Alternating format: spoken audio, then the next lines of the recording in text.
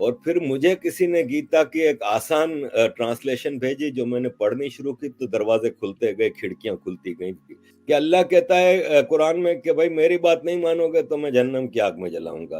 गीता में भगवान कृष्ण कहते हैं अर्जुन को कि मैंने तुम्हें सारा ज्ञान दे दिया, सारी बातें समझा दी, अब ये तुम पे है, तुम मानो तो मानो, नहीं मानो तो नहीं मानो। इसी तरह कुरान में है कि आप सिर्फ एक अल्लाह की इबादत करोगे, बाकी अगर किसी की इबादत करोगे तो आप जहन्नम में जाओगे। गीता के कि कहीं आपको कन्फाइन नहीं करती कि आप सिर्फ कृष्ण जी की पूजा करोगे या आप गणपति जी के। क्लियर अल्फाज में कहा है कि औरत है ना वो मर्द की गुलाम है, और मर्द जब जिस वक्त जैसी भी हालत हो औरत की वो बुलाए तो औरत उसको ओबे करे। जबकि हिंदू धर्म में देवियां हैं औरतें। तो ये सारे जवाबात मुझे गीता से मिलने लगे, और फिर मुझे एक खूबसूरत धर्म से इंट्रोडक्शन हुआ। इसमें कहीं कोई मार कुटाई ये वो नहीं है। सनातन 50,000 साल के इवोल्यूशन से बना है।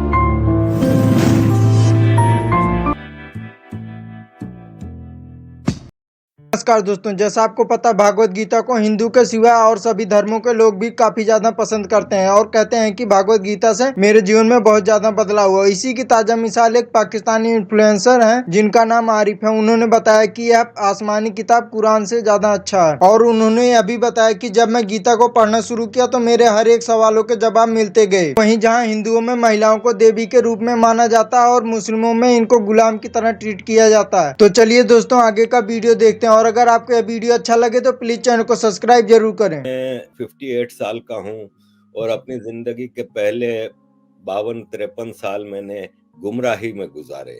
लेकिन ये है कि मैं एक बागी जहन का मालिक हूँ, और सवालात एक इंसान के जहन में उठते हैं। लेकिन बदकिस्मती से इस्लाम में सवाल करने की इजाजत है नहीं। हमें ये इजाजत नहीं कि आप सवाल करें और उसके जवाब आपको मिलें। मैं यूरोप आ गया, यूरोप में अब मुझे 32 साल हो गए। यहाँ आके इंडिपेंडेंट एजुकेशन का मौका मिला। मैंने बड़ी कोशिश की कि मेरे सवालात के जवाबात मिलें। फिर मैं ह्यूमन राइट्स के काम में आया, तो आपको पता है ह्यूमन राइट्स में फिर आपको ऐसी ऐसी चीज़ें पता चलती हैं जब आप यूएन जाते हैं, मुख्तलिफ फोरम्स पे जाते हैं। तो मुझे जब उन चीज़ों का पता लगने लगा तो मैं फिर इस बात पे मुझे वो हुआ कि और इंडिपेंडेंट हिस्ट्री पढ़ी जाए। लेकिन पाकिस्तान इंडिया के हवाले से मेरी चीजें करेक्ट होती गई, क्योंकि हमें तो ये भ्रम दिया गया था कि हमने 65 की जंग भी जीती है, 71 की जंग भी जीती है, इंडिया हमारा बहुत बड़ा दुश्मन है, हिंदुओं ने कसम खाई है कि मुसलमानों को मिटा के रख देंगे ये वो। लेकिन जब मैंने वो हिस्ट्री पढ़ी तो मुझे उसका बिल्कुल उलट मिला कि पाकिस्तान ने जंग जीती नहीं थी, बहुत बुरी तरह से हारी थी। और हिंदुओं ने नहीं, मुसलमानों ने कसम खाई है कि हिंदुओं को मिटा देंगे, सारे बुत तोड़ देंगे, ये है वो है। ऐसे में मैंने गीता खरीदी थी 90s में।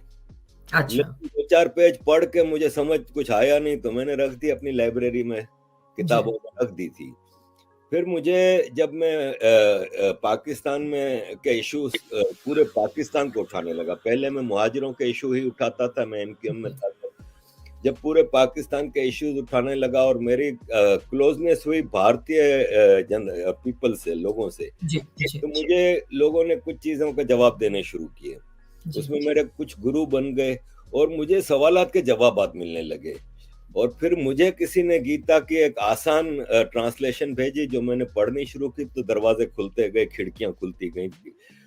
और बेसिक सवाल ये था मेरे जहन में कि अल्लाह ने सबको पैदा किया है, और अल्लाह बहुत ही रहीम है, करीम है, बहुत ही काइंड है। तो फिर मैं ये सोचता था कि फिर एक काइंड है, वो कहता है कि जो कलमा नहीं पढ़ता उसको मैं जहन्नम की आग में जलाऊंगा। तो मैं सोचता था कि यार मेरे बच्चे हैं, अगर उसमें से एक बच्चा मेरी बात नहीं मानता तो क्या मैं उसको आग में जला सकता हूँ? तो जब मैं एक इंसान नहीं कर सकता तो वो रहीम व करीम कैसे ये कर सकता है? तो मुझे गीता में इसका जवाब ये मिला कि अल्लाह कहता है कुरान में कि भाई मेरी बात नहीं मानोगे तो मैं जहन्नम की आग में जलाऊंगा। गीता में भगवान कृष्ण कहते हैं अर्जुन को कि मैंने तुम्हें सारा ज्ञान दे दिया, सारी बातें समझा दी, अब ये तुम पे है, तुम मानो तो मानो, नहीं मानो तो नहीं मानो। इसी तरह कुरान में है कि आप सिर्फ एक अल्लाह की इबादत करोगे, बाकी अगर किसी की इबादत करोगे तो आप जहन्नम में जाओगे। गीता के कि कहीं आपको कन्फाइन नहीं करती क्या आप सिर्फ कृष्ण जी की पूजा करोगे या आप गणपति जी की? वो कर्म पे सारा जोर है कि अपने अमल अच्छे बनाओ, इंसान, जानवर, फल, फूल, पौधे, हर चीज का ख्याल रखो।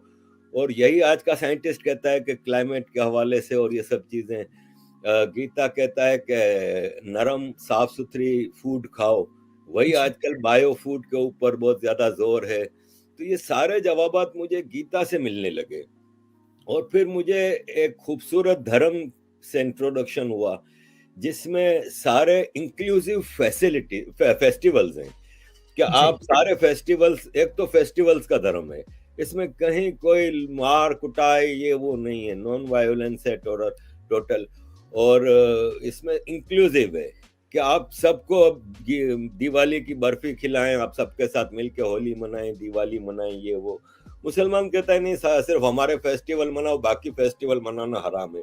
इस तरह की कई चीजें, मुझे कई सीख मिली, जिससे मुझे ये फील हुआ कि ये जो हिंदू धर्म है ना, सनातन फिलोसॉफी, ये ऐसा नहीं है जैसे इब्राहिमिक रिलीजन में है कि एक आदमी आता है और कहता है कि मैं जी हूँ प्रॉफिट, मुझे अल्लाह ने भेजा है और मुझे ये किताब दी है और ये आसमान से उतरी है जी। और ये रूल्स ऑफ लाइफ है, ये आपने हर हालत में फॉलो करने और तलवार के जोर पे। जबकि सनातन 50,000 साल के इवोल्यूशन से बना है और ये एक दिन में एक किताब में एक आदमी ने आके नहीं दिया है। इसमें वेद आए, पुराने आए, गीता, रामायण, इसमें मुख्तलिफ दौर में मुख्तलिफ सीख दी गई और एक बेसिक आइडियोलॉजिकल फैद डेवलप हुआ, जिसमें कहीं भेदभाव नहीं है। ठीक है, बाद में कोई कहता है कास्ट सिस्टम आया, ये वो, ये सब पॉलिटिकल है।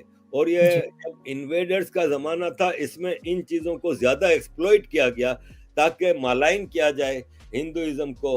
और अब्राहमिक रिलीजन जिन्होंने यहाँ पे इन्वेजन किए थे, वो अपने आप को यहाँ पे फेमस कर सकें या एडजस्ट कर सकें या ऑक्यूपाई कर सकें। तो बाकी अदरवाइज मैंने देखा है कि जैसे औरतों के हवाले से सबसे ज्यादा मुझे मुश्किल ये आती है कि जी। देखिए, दुनिया की 50% पॉपुलेशन है ना, वो औरतें हैं, लेडीज हैं, फीमेल हैं, महिलाएं हैं। और इस्लाम में क्लियर अल्फाज में, आज सुबह ही मैंने वीडियो लगाई है कि क्लियर अल्फाज में कहा है कि औरत है ना, वो मर्द की गुलाम है और मर्द जब जिस वक्त जैसी भी हालत हो औरत की, वो बुलाए तो औरत उसको ओबे करे। और एक तरफ कहा जाता है कि इस्लाम ने औरत को इतना बड़ा दर्जा दिया कि इसके पांव के नीचे जन्नत रख दी, लेकिन वही माँ अपने शोहर से के हाथों पिटती रहती है, वही माँ अपने बेटे की इजाजत के बगैर घर से बाहर कदम नहीं रख सकती। विरासत में आधा हिस्सा, गवाही आधी।